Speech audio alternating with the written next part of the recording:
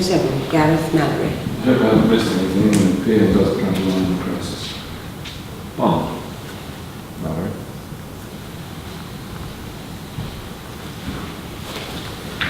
I've just been reviewing Bond's tests. Seems you've passed by the skin beauties. You're back on active, sir. The scenes with Judy should have real tension, and she is extraordinary as M. She has this flinty, hard look that can come into her eye, which is quite formidable.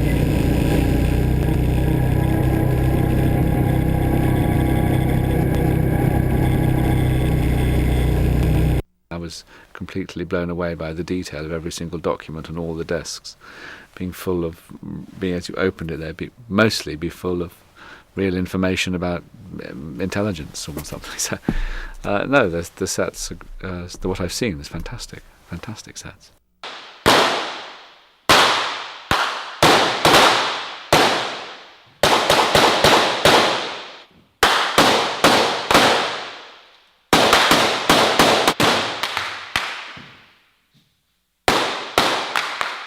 Well, first of all, Sam Mendes, who's directing it, I admire Sam's work, and I worked with him years ago, and was thrilled to be asked to work with him on this. And the screenplay by John Logan, I thought was excellent and better than any.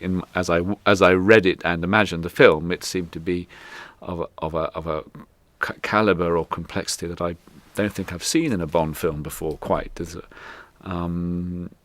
And I admire Dan's performance in the role very much, and so the whole but I mean, in the end, it was a screenplay, and the part of Mallory, a steely civil servant there to oversee the running of MI6, that had an appeal.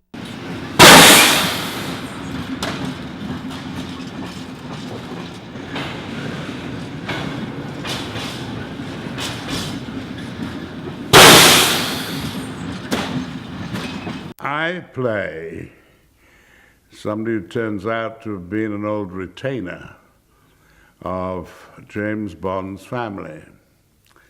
And I was the gamekeeper on his father's estate. And when his parents died, James would have been about 13 or 14,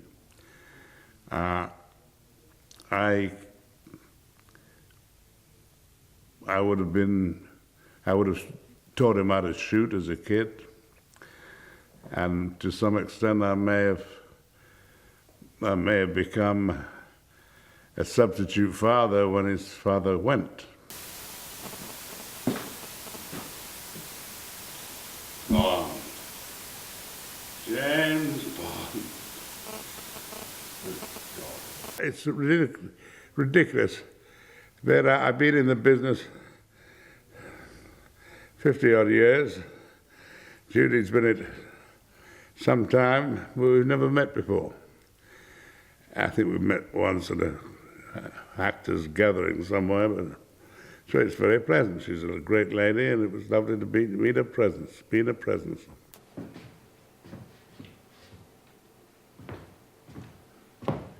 Emma, I brought you some things.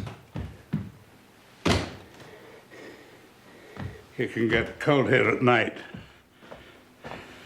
Thank you, Mr. Kincaid. It's a beautiful old house. She is. And like all great ladies, she has her secret ways. Let me show you this.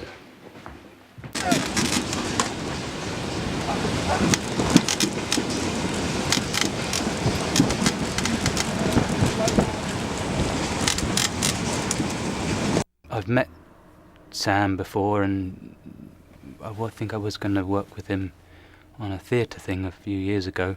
So to finally have the opportunity to work with him was also thrilling. And then when I read the script, it felt so. It felt exactly the right progression for me of where the Bond story had to go. It seemed to bring it so wonderfully into the present. It was very exciting. Where are you now? Give us a second to find him.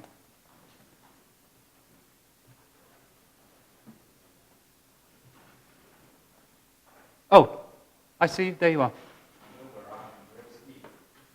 He's the new breed, really, of intelligence, and it's a lot to do with.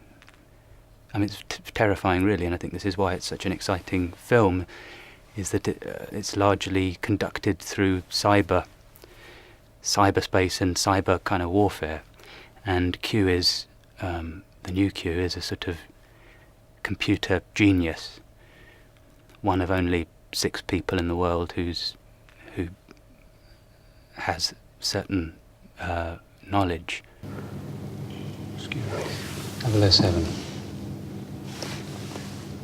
I'm your new quartermaster. Oh, you must be joking. Why? Because I'm not wearing a lab coat? Because you still have spots.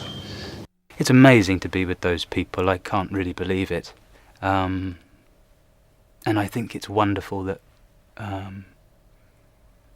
the quality of the actors that are in this film is very exciting to me, across the board, you know. I think it really roots the story and the characters in something very real and something that feels contemporary and kind of dangerous. I think it could be a really sort of terrifying film. Like it genuinely has moments of real terror. The grand old warship being ignominiously hauled away for scrap. The inevitability of time, don't you think? What do you see? A bloody big ship.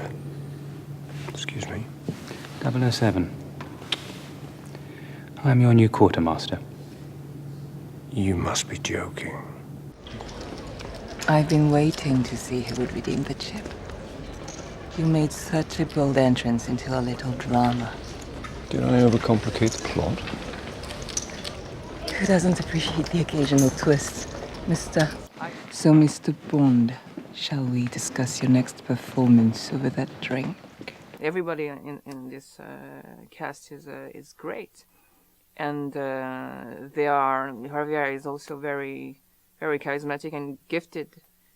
So, for me, it's wonderful. It has to do with death. A subject in which you're well versed.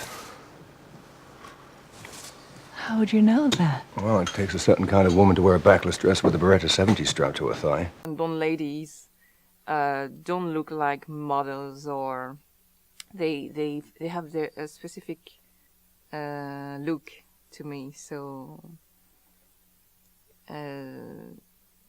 first of all, you have to have a look that fits to the movie, and then hopefully be a good actress. And yes, I have to have the charisma of an actress and of a Bond girl or Bond lady, which the name I really like, Bond lady, that Sam used, because it gives a very important difference to the title.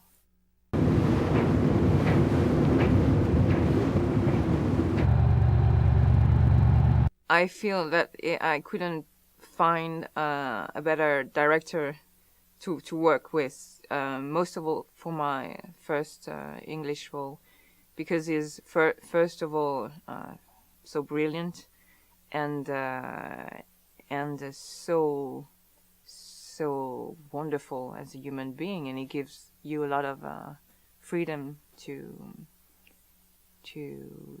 act and he's also very, very humble and funny, and so all that creates a great atmosphere to work in. So I'm totally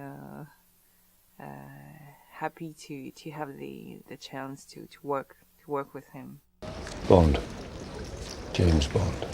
I think we all know what a Bond movie is, but how do you make it in a way that's yours, in a way that you love, and the way that is personal? And I think that's so that dialogue all the time between playing on the iconography, on the tradition of Bond, on the and allowing it to breathe and live and have the fun and the elements that a traditional Bond movie has, and at the same time making it yours, specifically yours. Because I think the most difficult thing of all is keeping one's intuition alive. Maybe we'll soften it up. Can we get a stall beyond it as well? Yeah. Because you get to the point on 97th day, you're so pleased to have got a good take of whatever piece of action you're trying to do that you can often forget to ask yourself, well, do you actually like it? Which is a quite different thing. Yes, it works, but is that what you set out to achieve? Is that does it have a point of view? Is it lit the way you want it to be? Is it inflected in the right way? Is it your film rather than just, a generic piece of action?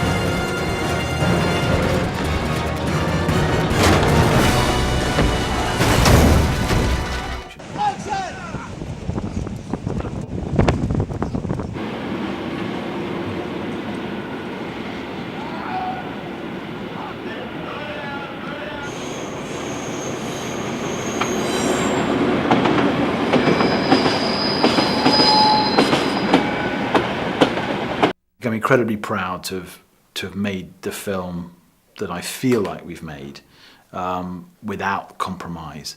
And I think, without compromise in areas of, I think there's an enormous amount of pressure now. Well, why are you doing that live? You can do that in visual effect. You can do that as a computer-generated image. You can do that as a green screen. You can do that as a face replacement. You can do that and that and that. I pushed ahead with a lot of, no, it's Bond. I don't want it to live in a CG world. It's got to live in the real world. In terms of stunts, in terms of action, you have to feel like he's really hitting. It's one of the things Daniel does so brilliantly as well, is that you feel he's really there with, and there's something at stake. So you've got an actor like that. Let's use him in that way. So I think that's a huge degree of pride, and I'm really proud of the performances because I think they're a great cast, and I think they're really giving of their best.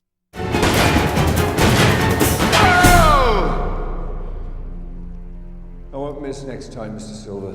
Not bad. Not bad, James, for a physical wreck. Why, thank you. You caught me. Now, here's your prize. The latest thing from my local toy store. It's called Radio.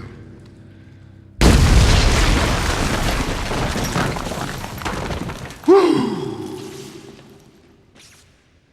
I do hope that wasn't from me. No, but that is.